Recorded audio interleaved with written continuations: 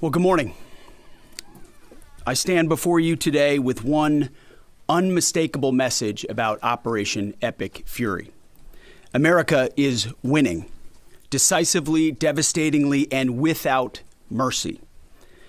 Under the direct command of President Trump, the War Department unleashed this operation early Saturday morning, just 4 days ago, which means we need to remember two things. First, we are only 4 days into this. Metrics are shifting, dust is settling, and more forces are arriving. It's very early. And as President Trump has said, we will take all the time we need to make sure that we succeed. Second, we are only 4 days into this. And the results have been incredible. Historic, really. Only the United States of America could lead this. Only us. But when you add the Israeli Defense Forces, a devastatingly capable force, the combination is sheer destruction for our radical Islamist Iranian adversaries. They are toast, and they know it. Or at least, soon enough, they will know it. And we have only just begun to hunt, dismantle, demoralize, destroy, and defeat their capabilities, just 4 days in. Starting last night and to be completed in a few days, in under a week, the two most powerful air forces in the world will have complete control of Iranian skies, uncontested airspace. I hope all the folks watching understand what uncontested airspace and complete control means. It means we will fly all day, all night, day and night, finding, fixing, and finishing the missiles and defense industrial base of the Iranian military, finding and fixing their leaders and their military leaders, flying over Tehran, flying over Iran, flying over their capital, flying over the IRGC, Iranian leaders looking up and seeing only U.S. and Israeli air power every minute of every day until we decide it's over. And Iran will be able to do nothing about it. B-2s, B-52s, B-1s, Predator drones, fighters, controlling the skies, picking targets. Death and destruction from the sky all day long. We're playing for keeps. Our warfighters have maximum authorities granted personally by the president and yours truly. Our rules of engagement are bold, precise, and designed to unleash American power, not shackle it. This was never meant to be a fair fight, and it is not a fair fight. We are punching them while they're down, which is exactly how it should be. Thus far, Operation Epic Fury has delivered twice the air power of shock and awe of Iraq in 2003, minus Paul Bremer and the nation building. The campaign has 7 times the intensity of Israel's previous operations against Iran during the 12-day war, 7 times. And as President Trump said, more and larger waves are coming. We are just getting started. We are accelerating, not decelerating. Iran's capabilities are evaporating by the hour, while American strength grows fiercer, smarter, and utterly dominant. More bombers and more fighters are arriving just today. And now, with complete control of the skies, we will be using 500-pound, 1,000-pound, and 2,000-pound GPS and laser-guided precision gravity bombs, of which we have a nearly unlimited stockpile. We used more exquisite standoff munitions at the start, but no longer need to. Our stockpiles of those, as well as Patriots, remains extremely strong. The enemy can no longer shoot the volume of missiles they once did, not even close. And the chairman will lay out some of those percentages. So our air defenses and that of our allies have plenty of runway. We can sustain this fight easily for as long as we need to. And as I said yesterday, we set the terms. Now, you may not see much of it because the IRGC shut off the internet to the entirety of the country. They blind their people on purpose, just like they kill their own on purpose. Much was made of the volume of missiles Iran was able to shoot in the first few days. And sadly, as we projected, a few got through and killed 6 of our best, who will hopefully arrive home soon. We will avenge them, no doubt. But I liken Iran's predicament to a football team who scripted the first 20 plays of a game. The team knew what plays to run because their first few drives were scripted. But now that the game has started and the blitz is on, they don't know what plays to call, let alone how to get in the huddle and call those plays. Iran's senior leaders are dead. The so-called governing council that might have selected a successor, dead, missing, or cowering in bunkers, too terrified to even occupy the same room. Senior generals, mid-level officers, enlisted ranks, they can't talk or communicate, let alone mount a coordinated and sustained offensive. That's not great for morale. The Iranian Air Force is no more, built for 1996, destroyed in 2026. The Iranian Navy rests at the bottom of the Persian Gulf. Combat ineffective, decimated, destroyed, defeated, pick your adjective. In fact, last night, we sunk their prize ship, the Soleimani. Looks like POTUS got him twice. Their Navy, not a factor. Pick your adjective, it is no more. In fact, yesterday, in the Indian Ocean, and we'll play it on the screen there, an American submarine sunk an Iranian warship that thought it was safe in international waters. Instead, it was sunk by a torpedo. Quiet death. The first sinking of an enemy ship by a torpedo since World War II. Like in that war, back when we were still the War Department, we are fighting to win. Also, yesterday, the leader of the unit who attempted to assassinate President Trump has been hunted down and killed. Iran tried to kill President Trump, and President Trump got the last laugh. Now, this is not a mission accomplished situation. This is simply a reality check. The combination of U.S. and Israeli intelligence and combat power will control Iran, and will control it soon. Sure, Iran will still be able to shoot some missiles and still be able to launch one-way attack drones at civilian targets, and their proxies will attempt to attack our embassies, bases, and soft targets. They are terrorists, after all, and they need to target civilians because they can't fight toe-to-toe. But we will find them, and we will kill them. This is what the fake news misses. We've taken control of Iran's airspace and waterways without boots on the ground. We control their fate. But when a few drones get through or tragic things happen, it's front page news. I get it. The press only wants to make the president look bad, but try for once to report the reality. The terms of this war will be set by us at every step. As I said Monday, the mission is laser focused. Obliterate Iran's missiles and drones and facilities that produce them, annihilate its navy and critical security infrastructure, and sever their pathway to nuclear weapons. Iran will never possess a nuclear bomb, not on our watch, not ever. And this is why President Trump's moral clarity on Iran today is so vital.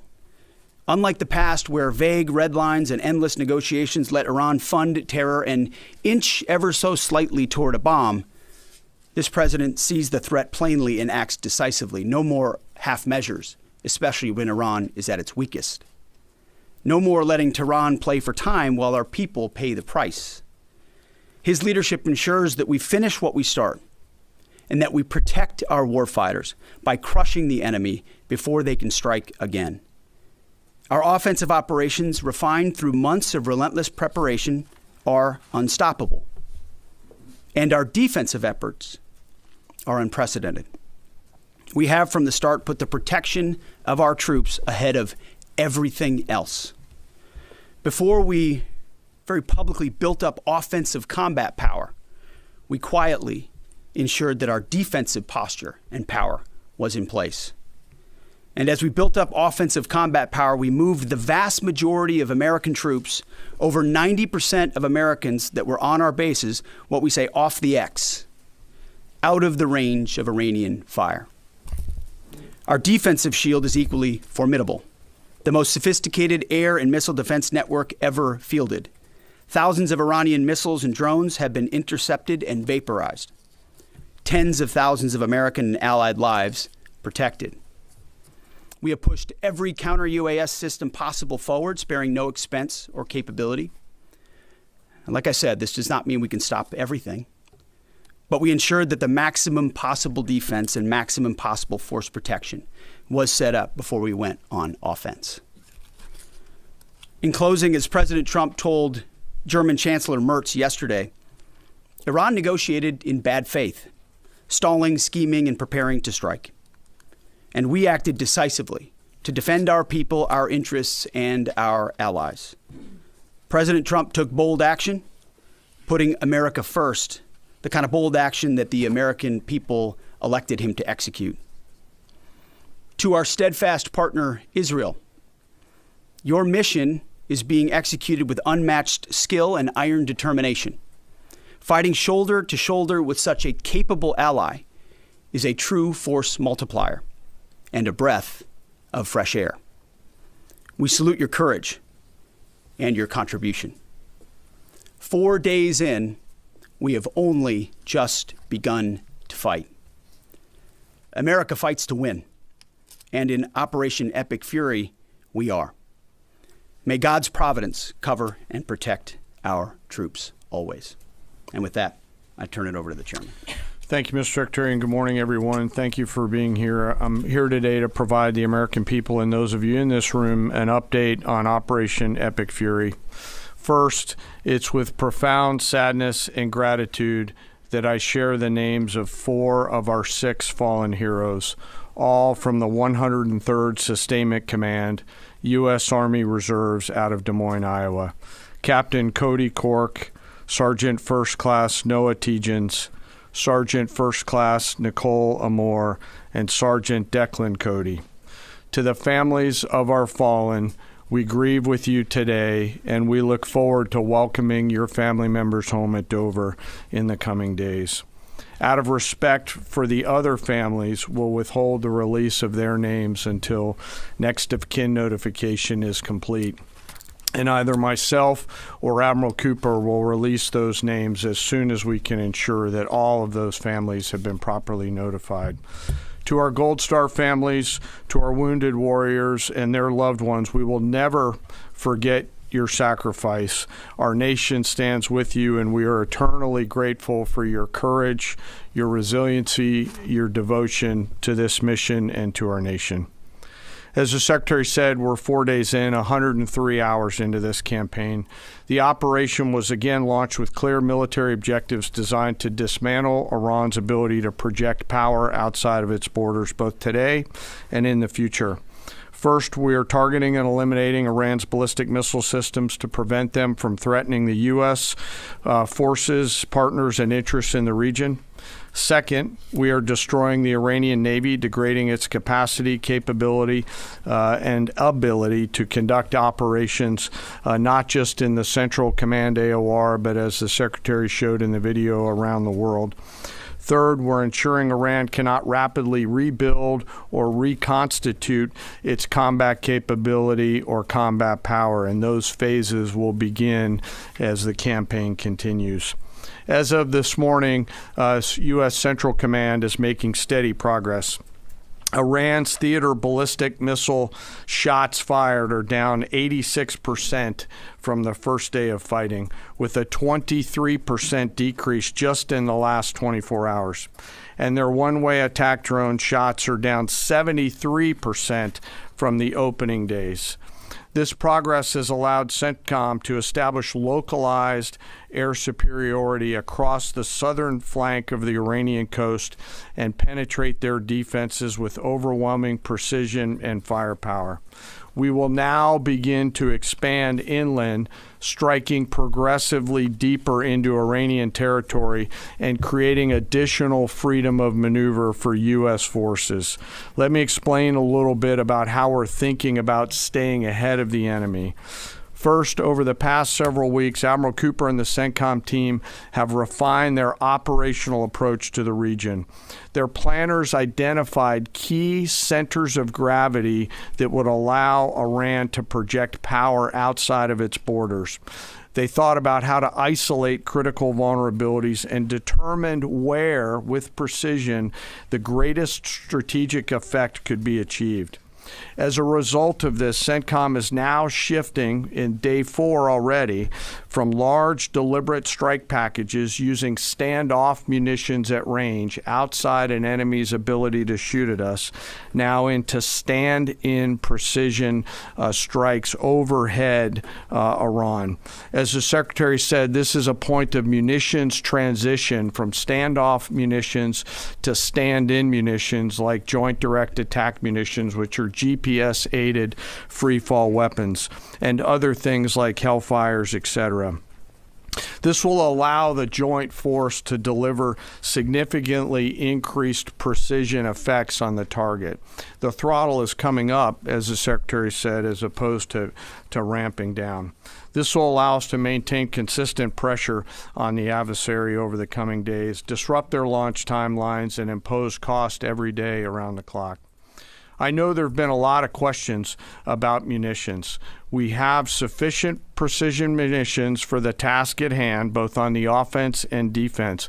But I want to tell you, teammates, as a matter of practice, I don't want to be talking about quantities. And I know there's been a great debate about that, and I appreciate the interest, but just know that we consider that an operational security matter. Let me flip to the map here. Hopefully I don't kill anybody with a laser pointer. As I mentioned earlier, and for you with the camera right there, my friend, I hope I don't ricochet off and hurt you. Over the initial days, the U.S. Joint Forces continued to attack and attrit ballistic missile capabilities as well as integrated air defense capabilities along the southern axis. Along the northern axis, Israel and the Israeli Air Force has predominantly been working integrated air defense targets along the northern flank, as well as medium-range ballistic missile capability as well. From the sea, the USS Ford has continued to project combat power here, as well as the bomber pulses that we talked about in the opening days of this briefing. Along the southern axis, the USS Abraham Lincoln Strike Group has continued to provide pressure from the sea along the southeastern side of the coast and has been attriting naval capability all along the strait and up into the Arabian Gulf at a size and scale sufficiently to address the targets required. To date, we've hit over 2,000 targets, as Admiral Cooper said in his video last night. We've destroyed more than 20 Iranian naval vessels, including, in addition to the frigate outside of the area, 1 submarine, and effectively neutralized at this point in time Iran's major naval presence in theater out there. As the Secretary showed the video, for the first time since 1945, a United States Navy fast attack submarine has sunk an enemy combatant ship using a single Mark 48 torpedo to achieve immediate effect, sending the warship to the bottom of the sea. I want to remind everybody that this is an incredible demonstration of America's global reach. To hunt, find, and kill an out-of-area deployer is something that only the United States can do at this type of scale. Over the next 24 to 48 hours, CENTCOM will continue to strike infrastructure and naval capability, and we'll continue to assess our progress against the military objectives. It does take time for us to collect that information and to assess en route. Much of our intelligence, surveillance, and reconnaissance capability is currently hunting and killing ballistic missile launchers and one-way attack capability. We're precise in that assessment, and we call balls and strikes in that assessment. We take that matter seriously. Iran, on the other hand, has been indiscriminate and more imprecise in their attacks. They fired more than 500 ballistic missiles and more than 2,000 drones, striking innocent civilian targets throughout the region. Our partners are answering the call to defend themselves right alongside us. Jordan, Bahrain, Saudi Arabia, the UAE, Qatar, and Kuwait are all defending their people with their own combat capability, with precision and restraint. Jordanian air defense crews recently intercepted a cluster of Iranian one-way attack drones headed to Amman. Bahrain's air defense forces shot down an inbound drone approaching Manama's maritime infrastructure, protecting both their population and critical shipping lanes. Saudi Patriot batteries stopped a salvo of ballistic missiles aimed at energy facilities near Dhahran. The UAE neutralized multiple drones targeting Abu Dhabi's industrial zone, demonstrating speed and precision. And Qatari fighters for the first time have shot down 2 Iranian bombers that were en route to their location. Together, these nations are helping to defend themselves and project power as required against the enemy. We're 100 hours in. It's still very early, as the Secretary said, but the balance is shifting. We've always got to remember that these operations are complex, dangerous, and far from over. Our soldiers, sailors, airmen, Marines, Guardians, and Coast Guardsmen remain in harm's way, and we must be clear-eyed that the risk is still high. This is combat. Let us never forget this. As we continue, I ask that we hold all of our deployed teammates in our thoughts, those standing the watch, flying the sorties, sustaining the fight, and carrying our nation's burden. And I'll stop where I started, and that's remembering our 6 fallen who will return home as soon as possible. I remain humbled, grateful, inspired by every day the valor and professionalism of our joint force. They are quiet professionals through and through, out there doing America's work through the day and through the darkness. And with that, I'll take your questions along Absolutely. with the Secretary. Go ahead. What do you assess the enemy's control and command status is right now? And can you broadly describe our decisive point in this operation? Well, I won't describe the decisive point in the operation because that would tell the bad guys what it was. That's a good question, though. I appreciate the question. Their C2 structures in a bad way. Admiral Cooper's been continuing to pressure C2 at the IRGC C2 and other military elements, and will continue to do so. Thank you for the question. Thank you, Secretary Hegseth. Mary Margaret with the Daily Wire. Couple questions for you and then one for General Kane. Can you tell us more about how we took out the leader who was the leader of the group that was trying to assassinate President Trump?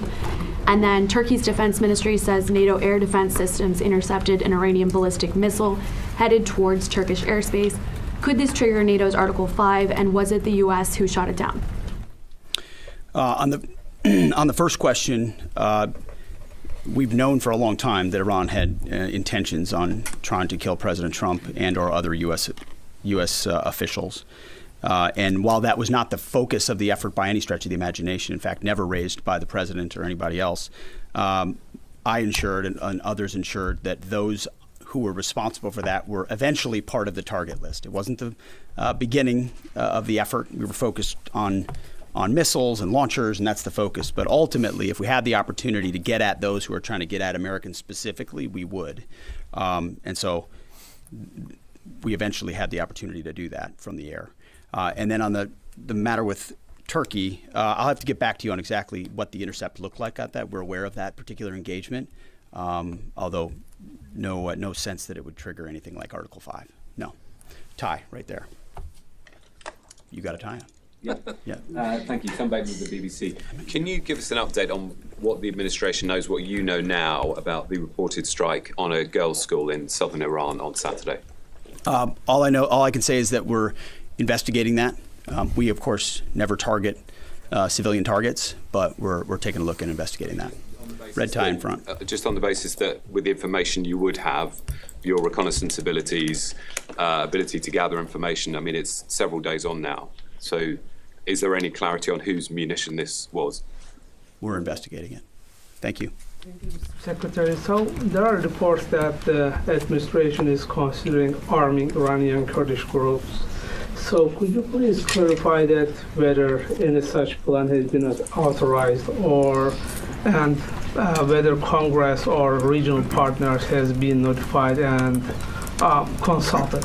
All I would say is none of our objectives are premised on the support or the arming of any particular force. So what other entities may be doing, we're aware of, but our objectives aren't centered on that. Green, right there. Thank you, Mr. Secretary. Mike Lynn, Washington Times. Can you talk a little bit about the deconfliction process that's going on? You have two parallel operations, Epic Fury and Roaring Lion. How are you making sure they're not interfering with each other? Sure, I'm happy to take that. Thank you for the question.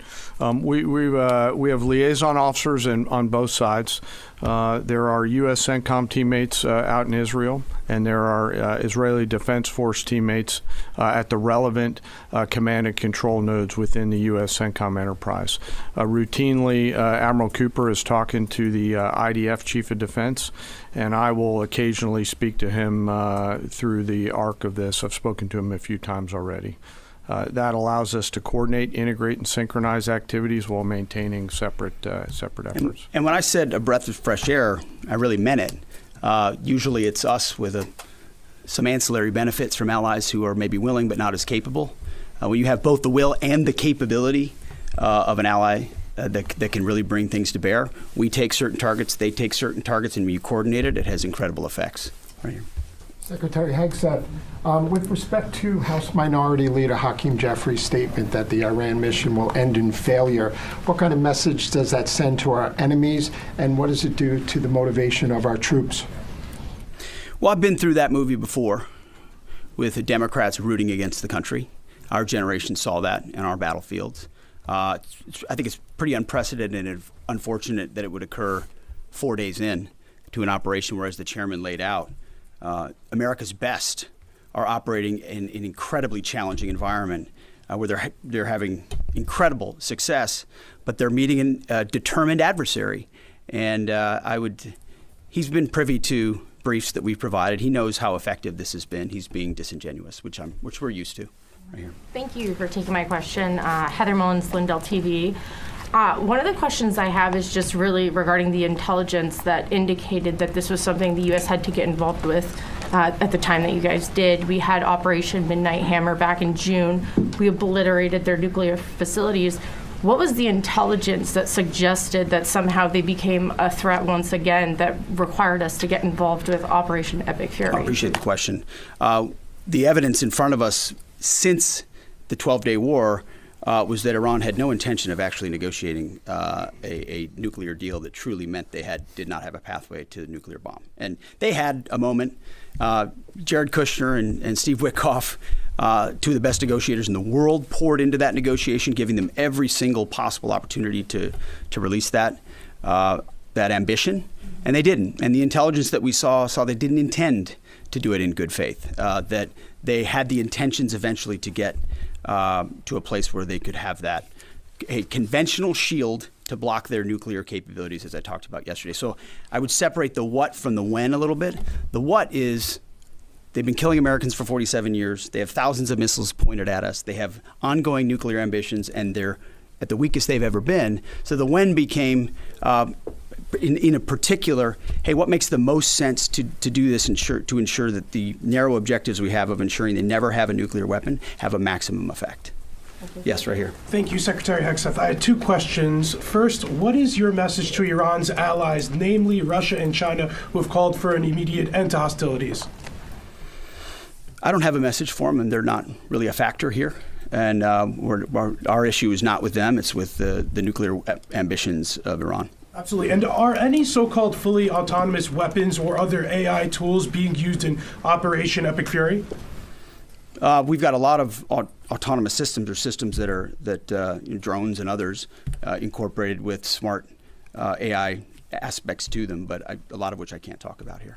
Yeah. Yellow, right there. Yes, ma'am. Thank you very much, Mr. Secretary. As you know, China is accusing the United States of invading in Iran, a sovereign nation. And North Korea, which cooperate with Iran on nuclear development, has declared its commitment to protecting Iran. What is the United States' strategic response to this? And I have a second one. How many allies join with the United States to fighting against Iran? Do you have any numbers? Well, I think what you're seeing right now is a response in the region to the belligerence of Iran and the willingness of them to target civilian airports, civilian hotels, civilian locations, civilian oil infrastructure of their Gulf neighbors who would have preferred not to be in conflict, didn't want to, but now realize that this is something that has to be dealt with. So whether it's UAE or Qatar or Bahrain or Kuwait or Saudi, on different levels, they're reaching out to us, whether they're going on offense, which they are, whether they're giving us additional access, basing, and overflight. We're working very closely and collaborating with them. Also on air defenses. The air defense capabilities of those countries are significant, and when combined with ours, and we coordinate, it brings simplicity to the shot doctrine, so we make sure we're using less munitions but being more effective with what we shoot at. And as it pertains to other countries, I'll sort of give the same question. They don't really bear on the case of Iran. We're going to deal with Iran's nuclear ambitions, and that'll send plenty of signals in the process. Right there. Purple. Are you going to help get Americans out of the region? The military going to help? Secretary, I have two questions. One question for you and the other question for Mr. Chairman. You ruled out that you are not engaging with the Kurdish forces, Iranian Kurdish forces, to incursion from the Kurdistan region to Iran. But now and today, Iranian said that under threat in the Kurdistan region, they said clearly if there is any incursion from the Kurdistan region, they will attack all the Kurdistan region and go war with the Kurdistan region. What's your comment on that? And a question for Mr. Chairman, given comments that the U.S. forces might be deployed if necessary, under what specific conditions would you determine that deploying U.S. boots on the ground is necessary, and how would such a decision support and advance your stated strategic goals? Well, I'm not going to comment on U.S. boots on the ground. I think that's a question for policymakers, and I don't make policy. I execute policy. I will say on the question in the back corner about helping Americans get out, first, it's a great opportunity to encourage everybody in the region to go to the State Department and register. Secretary Rubio's been trying to get that word out, and I'd ask you to help us with that, to have folks register. We've also opened up space available seats as C-17s and other airplanes come in to try to help folks get out. But that's really a State Department matter. But to answer your question, that's what we've been doing. Absolutely. Last question right here. Secretary Hegseth, thank you. Reagan Reese with the Daily Caller. You touched on this in your opening remarks, but I'm hoping you could expand on it a bit. It's been reported that Iran might be trying to outlast our ability to intercept their missiles. It sounds like you guys are saying they don't have the ability to do so. Is that the case? Can they outlast us in their ability to do that? Iran cannot outlast us. We're going to ensure through violence of action and our offensive capabilities and our defensive capabilities, as I said, that we set the tone and the tempo of this fight. That's why stories and speculation about different things that try to make it look like we're limited in what we can do. The only limits we have in this is President Trump's desire to achieve specific effects on behalf of the American people. And that's why we don't talk about, you can say 4 weeks, but it could be 6, it could be 8, it could be 3. Ultimately, we set the pace and the tempo. The enemy is off balance, and we're going to keep them off balance. And we know their ability to shoot versus our ability to defend. That difference gets wider and wider every day. Our defense gets better, their offensive capabilities diminish. As we are going into ammunitions that we, as we said, have tens of thousands of and can drop unlimited supplies on with even more effects than the standoff munitions we have now, which is why when we say the throttle's going up, the throttle's going up and it's going to stay on high. Thank you all very much. Appreciate it.